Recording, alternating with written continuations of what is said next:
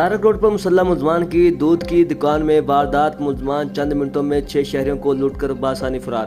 Motor cycle سوار 2 ملزمان شہریوں کو واردات کا نشانہ بنایا۔ ملزمان آزادانہ طور پر بلاخوف واردات کرتے رہے۔ ملزمان کی واردات کی CCTV فوٹیج نیوز نے حاصل کر لی۔ واردات کا واقعہ فیروز آباد کے علاقے میں بسم اللہ ملک شاپ پر پیش آیا۔ رپورٹ شیخ کمال نیوز کراچی۔